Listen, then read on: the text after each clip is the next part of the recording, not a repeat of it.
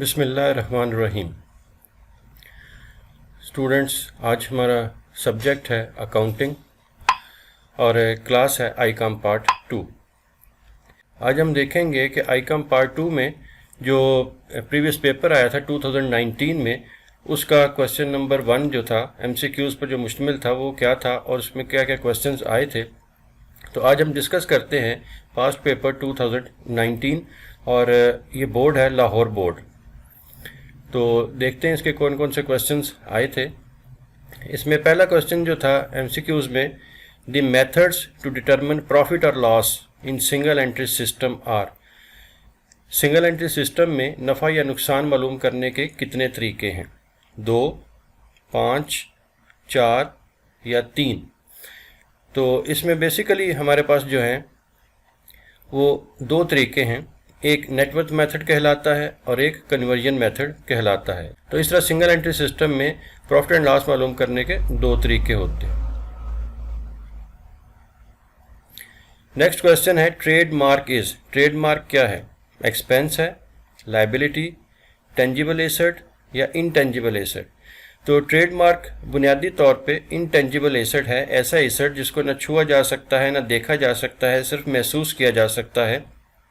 तो ट्रेडमार्क जो है वो इनटेंजिबल एसेट है।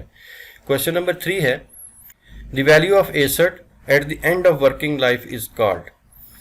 जब किसी एसेट की वर्किंग लाइफ जो है वो एंड हो जाए, ख़त्म हो जाए, तो उसको क्या कहते हैं? उसको market value, scrap value, book value या ऑल ऑफ दीज? तो इसका आंसर है स्क्रैप वैल्यू। जब कोई भी एसेट बिल्कुल ख़त्म हो जाए, उसकी वर्किंग लाइफ ख़त्म हो जाए, तो बाकी जो कुछ बचता है उसको हम उसकी स्क्रैप वैल्यू कहते हैं। क्वेश्चन नंबर 4 है, the main objective of non trading concern is. Non trading concern का, गैर तिजारती इदारों का बुनियादी मकसद क्या है? पब्लिसिटी, एजुकेशन, पब्लिक वेलफेयर या ऑल ऑफ दीज? तो इसका क्वेश्चन है पब्लिक वेलफेयर। नॉन ट्रेडिंग इदारे जो हैं उनका बुनियादी मकसद जो है वो अवामी फलाह बहबूद होता है। क्वेश्चन नंबर 5 है, एडवांस सब्सक्रिप्शन इज। कंपनियां जो एडवांस पेशगी सब्सक्रिप्शन वसूल कर लेती हैं वो क्या है? एसेट है, एक्सपेंस है, इनकम है या लायबिलिटी? तो ये कारोबार के लिए लायबिलिटी होती है। जो कुछ भी एडवांस वसूल करेगा, कोई भी कारोबार वसूल करेगा, वो उसकी लायबिलिटी कहलाती है। क्वेश्चन नंबर 6 है, balance sheet is prepared in. Balance sheet बनाई जाती है सिंगल एंट्री सिस्टम में, डबल एंट्री सिस्टम में, नो एंट्री सिस्टम में या ऑल ऑफ दीज? ये आप ज़हन में रखिए कि बैलेंस शीट चाहे कोई भी कारोबार हो, किसी किस्म का भी कारोबार हो, उसमें कोई भी बुक्स बन रही हो, कोई भी अकाउंटिंग सिस्टम हो, बैलेंस शीट उसमें ज़रूर बनेगी। इसलिए इसका आंसर है ऑल ऑफ दीज। इसके बाद फिर आता है admission fee is. Question number 7 है कि एडमिशन फ़ीस क्या है? एक्सपेंस है, इनकम है, एसेट है या लायबिलिटी है? तो ये कारोबार के लिए इनकम होती है। एडमिशन फ़ीस जो है वो नॉन ट्रेडिंग कंसर्न के लिए इनकम है। Question number 8, depreciation is. अब ये बताइए कि डेप्रिसिएशन क्या है? इनकम है, एक्सपेंस है, एसेट है या लायबिलिटी है? तो डेप्रिसिएशन जो है वो एक्सपेंस है। Question number 9, account cell is sent by. Account cell कौन भेजता है? बायर, चीज़ खरीदने वाला, कंसाइनी, जिसके पास चीज़ गई है, जो कंसाइनमेंट में चीज़ को बेचने का पाबंद है, सेलर, चीज़ बेचने वाला या ऑल ऑफ दीज? तो ये ध्यान में रखिए कि अकाउंट सेल जो है वो कंसाइनी की तरफ से कंसाइनर को आता है, तो इसलिए account sale is sent by consignee. Question number 10, in single entry system maintained accounts are. Single entry system में जो अकाउंट्स बनाए जाते हैं वो नॉमिनल अकाउंट्स होते हैं, रियल अकाउंट्स होते हैं, पर्सनल अकाउंट्स होते हैं या वैल्यूएशन अकाउंट्स होते हैं। तो ये बात अंडरस्टूड है कि सिंगल एंट्री सिस्टम में नॉमिनल और रियल अकाउंट्स तो बनाए नहीं जाते, सिर्फ पर्सनल अकाउंट्स जो हैं वो बनाए जाते हैं। तो इसका आंसर है पर्सनल अकाउंट्स। क्वेश्चन नंबर 11 है, the person who sends good to his agent for sale is called. वो शख्स जो चीज़ें बेचने के लिए अपने एजेंट को बेचता है उसको क्या कहते हैं? प्रिंसिपल, डेटर, कंसाइनी या एजेंट? प्रिंसिपल, डेटर, कंसाइनी या एजेंट?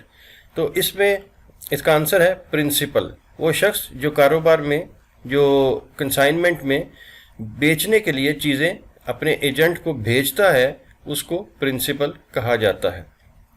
क्वेश्चन नंबर 12 है the number of minimum directors in public limited company is. कम से कम डायरेक्टर्स की तादाद क्या है पब्लिक लिमिटेड कंपनी में? 2, 7, 50 या 100। तो कानून के एतबार से किसी भी पब्लिक लिमिटेड कंपनी में कम से कम डायरेक्टर्स की तादाद जो है वो 7 होनी चाहिए।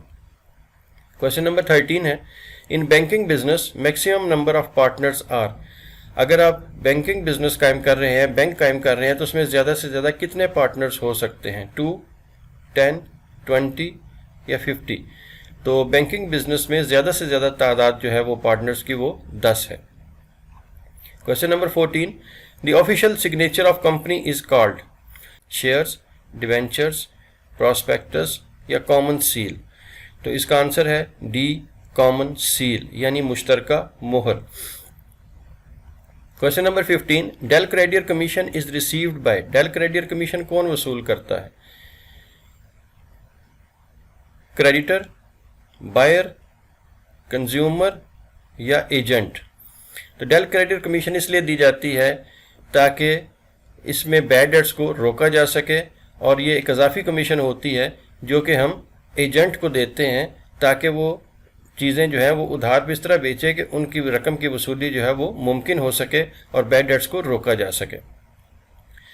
Question number 16 the main types of reserve are. Reserve की बड़ी बड़ी किस्में कौन सी हैं, कितनी हैं? 2, 3, 4 और 5। तो याद रखिए कि रिजर्व जो हैं वो उनकी मेन टाइप्स जो हैं वो 2 हैं, 2 हैं, जनरल पर्पस रिजर्व और specific purpose reserves. Question number 17 interest on capital is. Capital पर जो इंटरेस्ट है वो कारोबार के लिए क्या है? इनकम, एसेट, एक्सपेंस या ऑल ऑफ दीज। तो इंटरेस्ट ऑन कैपिटल जो है वो कारोबार के लिए एक्सपेंस है, क्योंकि कैपिटल पर इंटरेस्ट मालिक को दिया जाता है और कारोबार जो कुछ भी अदा करेगा वो उसका एक्सपेंस है। Question number 18 debenture holders are. Debenture holder कौन है? जो डिबेंचर रखते हैं, जिनके पास डिबेंचर्स हैं, वो डेटर्स हैं कारोबार के, क्रेडिटर्स हैं, ओनर्स हैं या प्रोमोटर्स हैं। तो ये क्रेडिटर्स हैं क्योंकि कारोबार ने खास अरसे के बाद इनको रकम वापस अदा करना होती है। Question number 19 specific reserve is created for. Specific reserve हम बनाते हैं क्यों? जनरल पर्पस आम मकसद के लिए, स्पेसिफिक पर्पस किसी खास मकसद के लिए, अननोन लॉस अपने नुकसान को, किसी आने वाले नुकसान को रोकने के लिए, या किसी भी काम के लिए नहीं। तो चूंकि स्पेसिफिक रिजर्व हैं इसलिए ये स्पेसिफिक पर्पस यानी किसी खास मकसद के लिए ही बनाए जाएंगे। Question number 20 the liability of partners in partnership is. Partners की लायबिलिटी पार्टनरशिप में क्या है? लिमिटेड है, महदूद है, अप टू शेयर्स सिर्फ अपने शेयर्स की हद तक है, अनलिमिटेड लामहदूद गैर महदूद है, या ऑल ऑफ दीज ये सब कुछ है। बुनियादी तौर पर पार्टनर्स की जो लायबिलिटी है पार्टनरशिप में वो अनलिमिटेड होती है। तो स्टूडेंट्स ये वो क्वेश्चन थे, क्वेश्चन नंबर 1 जो MCQs पर मुश्तमिल था, लाहौर बोर्ड में आया था और पेपर था 2019 का। इनको अगर आप तैयार कर लें तो ये पेपर में आपके लिए बहुत ज़्यादा हेल्पफुल साबित हो सकते हैं। इंशाल्लाह लाहौर बोर्ड का जो अकाउंटिंग के पेपर के बाकी क्वेश्चंस हैं वो भी आपके सामने सॉल्व किए जाएंगे ताकि आप उनसे भी फ़ायदा उठा सकें।